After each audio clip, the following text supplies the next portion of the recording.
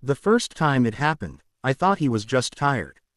3 hours into a bus ride to Bloomington, the away game highway lights sliding across the windows like slow static, Cole Bennett's head dropped onto my shoulder without any warning at all. No word, no glance, just the weight of him, settling. I froze. I did not move for the next 40 minutes. When he woke up near the rest stop, he sat up fast, rubbed his neck, and said, "Man, sorry, I passed out," like it was nothing. Like his head hadn't been resting against me the entire time his girlfriend was 3 rows back scrolling through her phone. I told myself it meant nothing. Then it happened again the next away game. And the one after that. Every single road trip, for an entire season, Cole Bennett fell asleep on my shoulder, and every single time, he woke up acting like it never happened. I pretended not to notice too. But 3 months later, I found out the real reason he kept doing it, and it had nothing to do with being tired. My name is not important yet.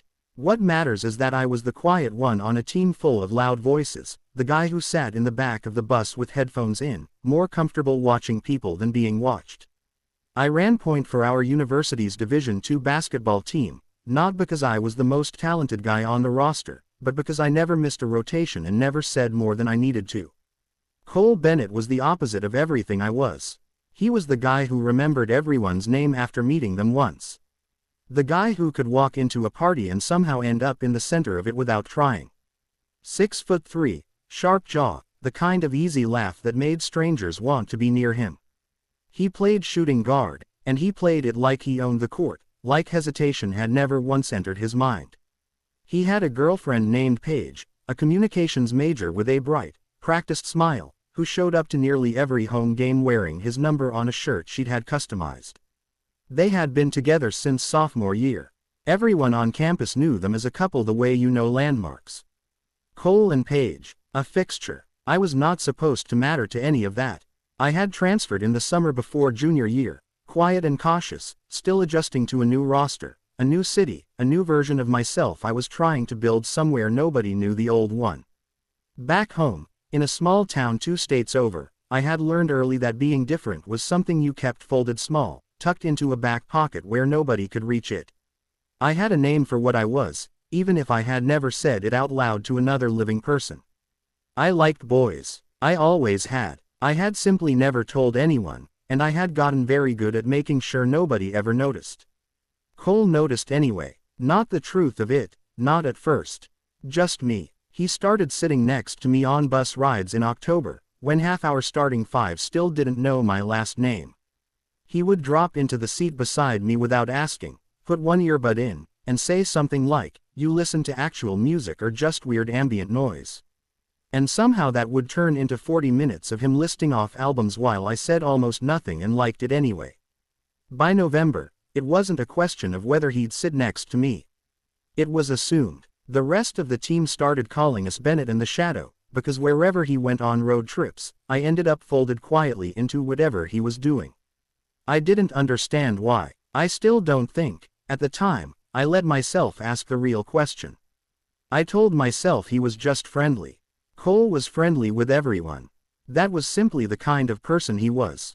Except he didn't fall asleep on everyone else's shoulder. The second time it happened.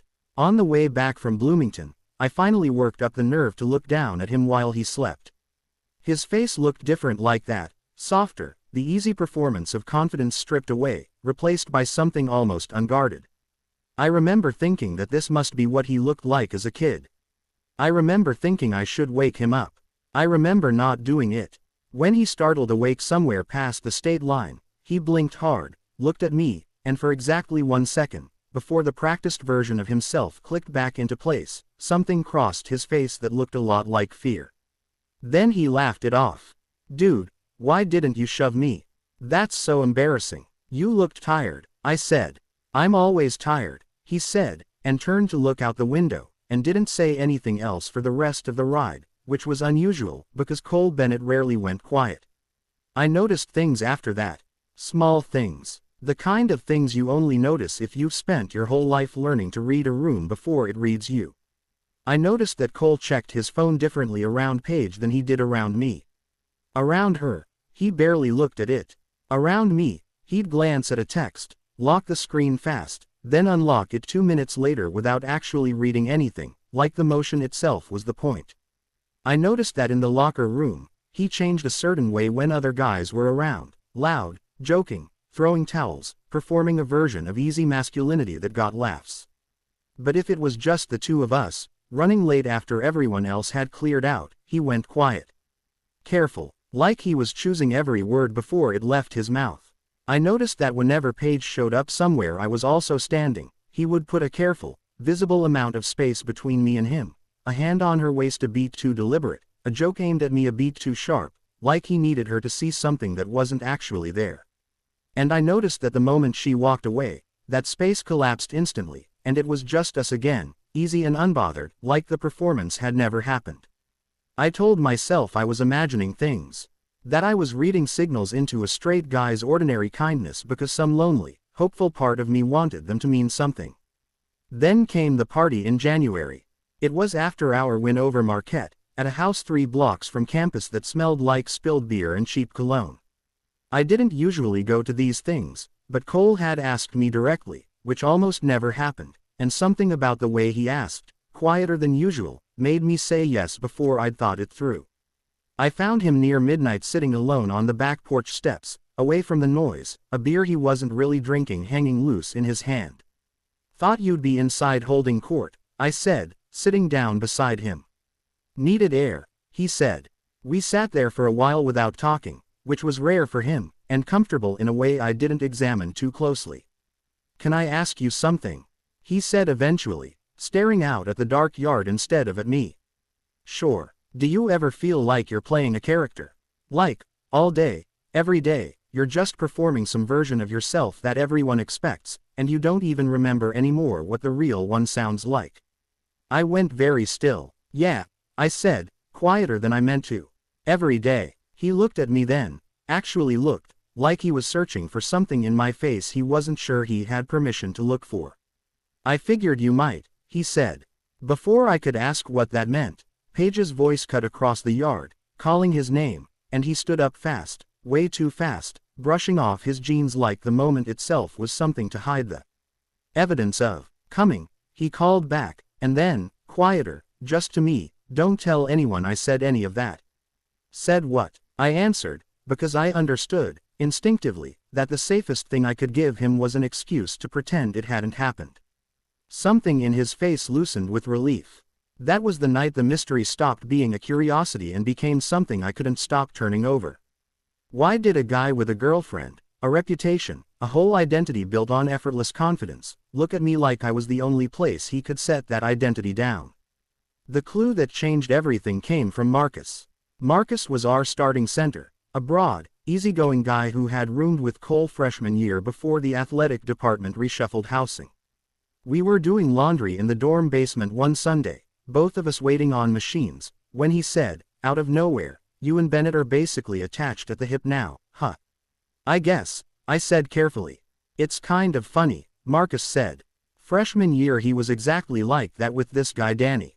From the swim team, practically inseparable. Then sophomore year, Danny just transferred out of nowhere, middle of the year, no warning, and Cole didn't talk about it at all. Like it never happened. I always thought that was weird. I felt something cold settle low in my stomach.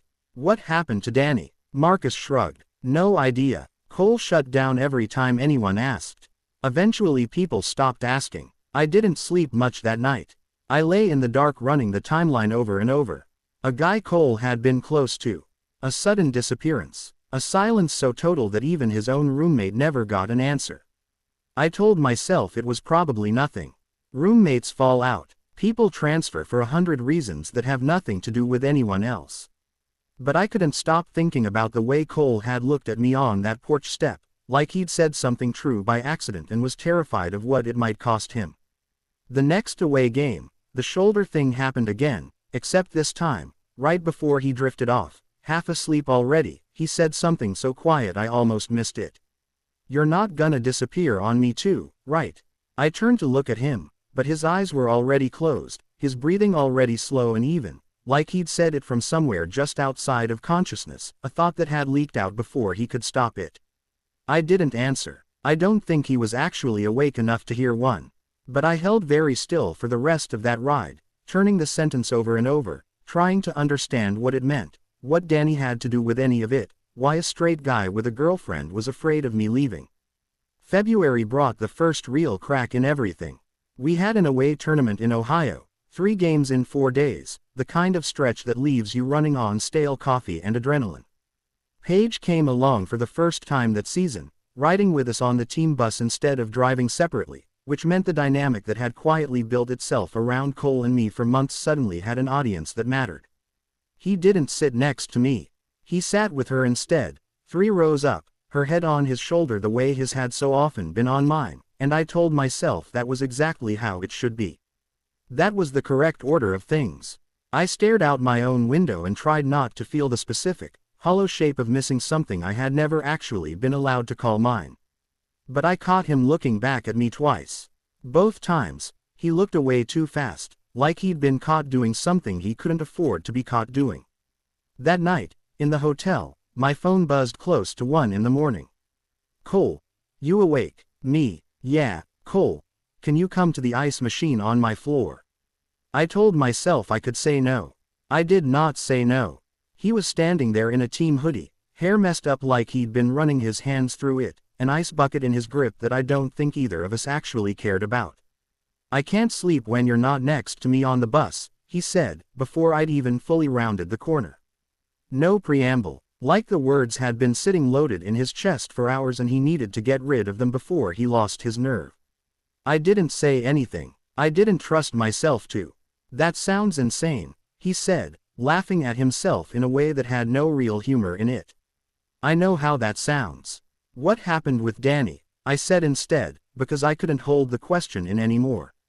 His whole face changed. The easy performance dropped completely, and for the first time since I'd known him, Cole Bennett looked young and scared and entirely unsure of what to do with his hands. "Who told you about Danny?" "Marcus mentioned him. Said you two were close. Said he just left one day and you never talked about it." Cole set the ice bucket down slowly, like he needed something to do with his hands that wasn't shaking. "Danny and I were more than close," he said, so quietly I almost lost it under the hum of the ice machine. "And then his dad found out, and he made Danny transfer somewhere 3 states away before the semester even ended, and I never got to say anything to him again. Not a goodbye, not an explanation, nothing. He just vanished, and everyone kept asking me what happened, and I couldn't tell a single person the truth, because the truth would have ended everything I'd spent my whole life building." The hallway went very quiet. "I'm not saying you're him," Cole said quickly, like he was afraid of what he'd just handed me. "I'm not saying any of this is the same thing. I have a girlfriend. I have a whole life. I don't even know what I am anymore, honestly. I just know that every single time this bus starts moving and it's dark outside and it's just me and you, I feel like I can finally stop pretending, and I don't know what to do with that, and it scares the hell out of me." I stood there with my back against the cold wall, and something in my chest that had been clenched tight for years finally, quietly, came loose. "I'm not going to disappear," I said. "I heard what you said on the bus. I wasn't sure you were even really awake." His eyes went wide, just for a second, before something painfully vulnerable settled over his whole face. "I was awake," he admitted. "I just needed you to think I wasn't, in case you didn't feel the same way." We stood there in that hotel hallway at 1 in the morning, the ice machine still humming, and neither of us moved closer, because we both understood, without saying it, exactly how much was at stake if we did. "I have to get back," he finally said. "Paige is right down the hall." "I know," I said. "This doesn't fix anything," he said. I don't know what I'm still doing with her. I don't know what I'm doing with any of this." "I know that too," I said. He looked at me for one more long moment, like he was trying to memorize something he was scared he'd lose, and then he picked the ice bucket back up and walked away. I didn't sleep the rest of that night. For the next 2 weeks, everything between us existed in a strange, careful suspension. On the bus, he sat next to me again, and his head found my shoulder again, and neither of us mentioned the hallway, but something had shifted permanently underneath the surface of it. His hand would brush mine reaching for something and linger half a second too long. He would text me things late at night that had nothing to do With basketball and everything to do with things he'd apparently never said out loud to anyone. What he was scared of. What he actually wanted his life to look like, underneath all the performing. I started falling for him in ways I couldn't fully outrun. I noticed I was checking my phone the second practice ended. I noticed I'd memorized the specific rhythm of his laugh, could pick it out across a crowded gym. I noticed the sharp, unfair sting of watching him kiss Paige goodbye after a home game, a public ritual performed for an audience that had no idea what it was actually covering for. I told myself I was patient enough to wait for whatever this was to become real. I was wrong about how much it would cost to get there. The mid-season twist came from somewhere I never expected. It was a Tuesday practice, nothing unusual about it, until Paige showed up at the gym doors 20 minutes before we finished, which she never did midweek. I watched Cole notice her through the window and go visibly rigid, the way you do when something you've been managing carefully suddenly shows up somewhere you didn't prepare for. After practice, I caught fragments of their conversation in the hallway, not because I was trying to eavesdrop, but because the hallway carried sound in a way that made privacy impossible. "I'm not stupid, Cole," she was saying, her voice tight and controlled in a way that told me she'd rehearsed this. "I've seen how you were with him. I've seen it for months. Paige, it's not what you think." "Then tell me what it is." "Because I've watched you fall asleep on that boy's shoulder on every single bus ride since October, and you can't even look me in the eye when I bring it up." My stomach dropped straight through the floor. I expected him to deny it. I expected panic, deflection, the kind of frantic reassurance men give when they're protecting a version of themselves they've built their whole identity around. Instead, there was a long, terrible silence. "I don't know what I'm doing," Cole finally said, and his voice cracked in a way I had never heard from him before. "I don't know what any of this means. I just know I can't keep lying to you, and I can't keep lying to myself, and I don't know how to say any of it without destroying everything." "You already have," Paige said, quiet now, no longer angry, just exhausted. "You destroyed it the day you stopped choosing me and never told me why." I did not go into that hallway. I stood frozen around the corner, out of sight, feeling like I'd swallowed glass, understanding for the first time exactly how much this was going to cost him, and how much of that cost I was somehow already a part of. What I learned 2 days later changed the entire shape of the story I thought I understood. Paige found me alone at the campus coffee shop, sliding into the seat across from me without asking, her expression unreadable. "I already knew," she said, before I could brace for whatever this conversation was going to be. "Before the hallway. I've known for a while, honestly. I just needed him to be the one to say it. I didn't want any of this to happen the way it did," I said, because it felt like the only honest thing available to me. "I'm not here to be angry at you," she said, surprising me. "I actually feel kind of sorry for both of you. Do you know why he keeps checking his phone and never reading it? Why he keeps that specific space between you two whenever I'm around?" I shook my head. "Because he's terrified of turning into an experience for you the way Danny was for him," she said.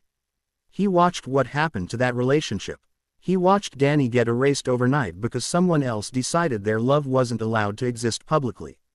Cole has spent 2 years building a life that nobody could take away from him the same way, and now he's falling for someone again, and it's ripping that whole careful structure apart, and he doesn't know how to survive it without losing everything twice." "Why are you telling me this?" "Because someone needs to," she said, standing up. "And it clearly isn't going to be him." I didn't see Cole for 4 days after that. He stopped sitting next to me on the bench during shootaround. He stopped answering texts beyond short, clipped replies. At practice, he was technically present and functionally somewhere else entirely, going through motions with none of the presence that usually made him so magnetic on the court. I told myself to give him space. I told myself this was exactly the kind of thing that happens when someone's whole carefully built life starts coming apart at the seams. But on the 5th day, at our final home game before the conference tournament, everything came apart in public, in the worst possible way. We were up by 6 with 2 minutes left when Cole missed an easy defensive rotation, something he never did, and our opponent scored an uncontested 3 that cut the lead to nothing. Coach called timeout, furious, and in the huddle, in front of the entire team, Cole snapped. "I can't do this right now," he said, loud enough that half the bench heard it, and walked straight off the court, past the coaching staff, into the tunnel, leaving us to finish the game a man down. We won anyway, barely, but nobody was celebrating. In the locker room afterward, the silence was suffocating, everyone pretending not to notice the empty stall where his gear still sat, untouched. I found him outside, sitting against the brick wall behind the arena, head in his hands, the cold January air doing nothing to cool whatever was burning through him. "You shouldn't be out here," he said without looking up. "Someone will see." "I don't care anymore," I said, and sat down beside him anyway. "I broke up with Paige," he said. "Actually broke up with her. Told her the truth. All of it." "How did that go?" "She already knew," he said, a broken, humorless laugh escaping him. "Apparently everyone already knew except me. What happens now?" "I don't know," he said, and finally looked at me, and his eyes were red in a way that had nothing to do with the cold. "I keep thinking about Danny. I keep thinking that the second I let myself actually want this, actually want you, everything gets taken away, and I don't know if I can survive that happening twice." "I'm not going anywhere," I said. "You don't know that," he said. "Nobody knows that. That's the whole problem. Danny didn't know either, right up until the day he was gone." "So what do you want to do?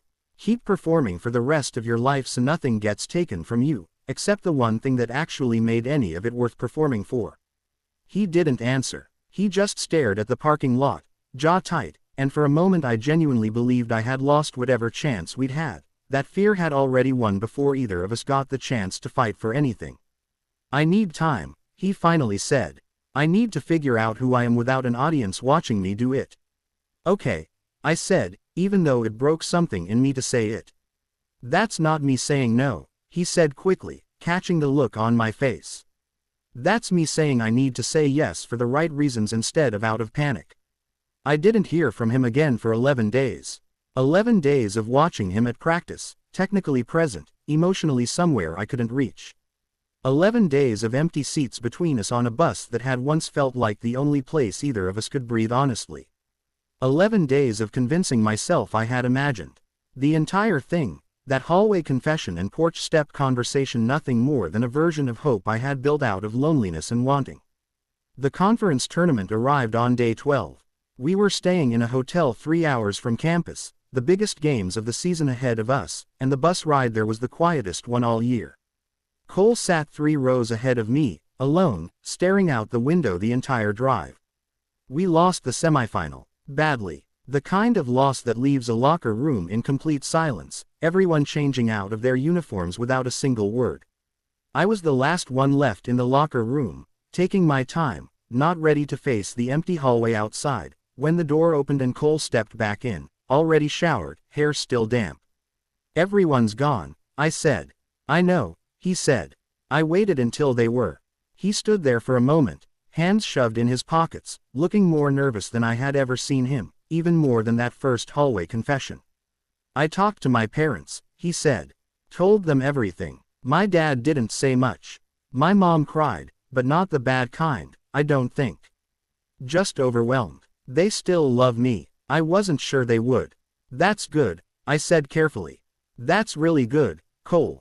I've spent 2 years being so scared of losing everything that I convinced myself the safest thing was to never actually have anything real at all," he said. "I watched what happened to Danny, and I decided the lesson was to never let myself get that close to someone again, where the loss could actually break me." He took a step closer. "But I don't think that's actually safety," he said. "I think that's just a slower way of losing everything anyway, except instead of someone else taking it from you, you hand it over yourself, one small performance at a time, until there's nothing real left standing." "What are you saying?" I asked, even though some hopeful, terrified part of me already knew. "I'm saying I don't want to keep performing," he said. "I'm saying every single time I fell asleep on that bus, it wasn't because I was tired. It was because you were the only place I ever actually felt like myself, and I was too scared to say that out loud, so I let my body say it instead, in the only moments I thought I could get away with it." The empty locker room felt suddenly very small. "I'm not asking you to fix 2 years of me being a coward in one conversation," he said. "I'm just asking if there's still a chance. If I didn't already burn through it during those 11 days. There's still a chance, I said, and my voice came out rougher than I meant it to. He crossed the last few feet between us, and this time, there was no ice machine hum to hide behind, no hallway to retreat down, no girlfriend 3 rows back to perform distance for. Just the two of us, standing in a losing team's locker room, and when he finally kissed me, it felt less like the beginning of something new and more like the release of something we had both been holding our breath around for months. It wasn't a perfect kiss.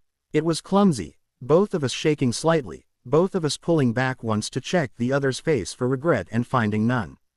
That took embarrassingly long, I said against his mouth, and he laughed, a real one this time, nothing performed about it. I know, he said. I'm sorry, I was scared. Are you still scared? Terrified, he said, but not of you, not anymore. Word got around campus the way it always does, faster than either of us controlled. Some of it was ugly. A few guys on the team went quiet around us in ways that stung more than open hostility would have. There were whispered conversations that stopped the second we walked into a room, a handful of people who suddenly found reasons to sit elsewhere. But there was more of the other thing too, the thing neither of us had let ourselves expect. Marcus, who had unknowingly handed me the first real clue in a laundry room months earlier, simply nodded at us both the next day at practice and said, "Cool," like it required nothing more complicated than that. Coach never mentioned it directly, but stopped assigning us to different hotel rooms on road trips, a small, quiet kind of acknowledgement that meant more than any speech could have. Paige texted me once, weeks later, just 3 words. "Take care of him." I did. The bus rides changed after that. Cole still fell asleep on my shoulder, but he didn't wake up pretending anymore. He'd blink awake somewhere past the state line, glance up at me, and just smile, easy and unguarded, no performance required, no explanation owed to anyone watching. At our final home game of the season, months later, he found me in the tunnel before tip-off, the way he always did now, no longer bothering with the careful distance he used to build in public. "Everyone's gonna see," he said, taking my hand anyway, right there in the hallway, lights and noise and the whole arena waiting just beyond the doors. "Let them," I said. We walked out onto the court like that, hands briefly, visibly linked before letting go to take our positions, and I don't know if anyone in the stands noticed, and for the first time in either of our lives, it genuinely didn't matter whether they had. Danny reached out to Cole that spring, a short message out of nowhere, 3 states away, saying he'd heard through mutual friends what had happened, and that he was glad Cole had finally found someone who didn't require him to disappear to keep it safe. Cole cried reading it, the good kind of crying, the kind that finally lets something old and heavy set down. We are not a perfect story. We fought over stupid things that spring, small stuff, whose turn it was to drive, why he still sometimes flinched at hand-holding in certain parking lots, why I still sometimes needed reassurance he wasn't going to disappear the way Danny once had to. Love like ours doesn't erase every scar the world puts on you before it lets you have it. It just gives you somewhere safe to carry them. But every away game, on a bus rolling quiet through the dark, his head finds my shoulder, and I don't wonder anymore why he does it. I already know. He does it because for the first time in his life, he finally has somewhere safe to fall asleep. This fictional LGBTQ love story is dedicated to everyone still waiting for their away game moment, the instant somebody finally stops performing and lets themselves be exactly who they are, out loud, in the open, no explanation required.